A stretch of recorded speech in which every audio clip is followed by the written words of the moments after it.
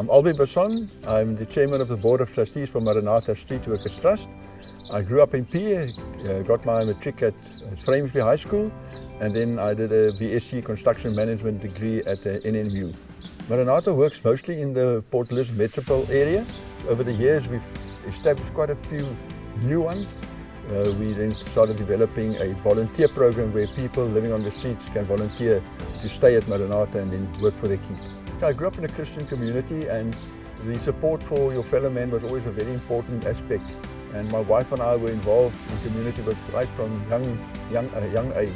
The Lord opened our eyes to the needs of the people, and then we started working amongst them, and we've required a lot of patience to work with the people that we work with, but it's also a satisfying feeling to know that at the end of the day you've really made a difference in somebody's life.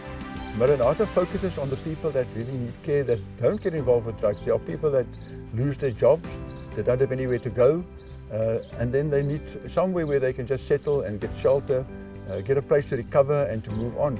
So the work ethic at Maranatha is very important because that restores their dignity. Well, Maranatha basically has three major projects. Is what we call a resident volunteer program for the homeless people. Sometimes it's individuals, sometimes it's small families. We don't have very many family units. Then we have a child and youth care center, which we established in 2002 as a drop-in center. But then it changed into a fully fledged child and youth care center in 2012. Because in Maranatha we feel we want to restore the dignity of people. We give them good accommodation to stay in, we get decent meals. But one thing that restores your dignity the best is to be productive, to do some work. So what we have is we have maintenance teams that maintains our buildings, but we also have job creation projects. So we've got a Rhode Island Red egg laying project where we produce free-range eggs. We have a poultry project where we buy in broiler chicks and we grow them up to the age of 6 weeks, and then we have a little butchery where we slaughter them and process them into meat we sell.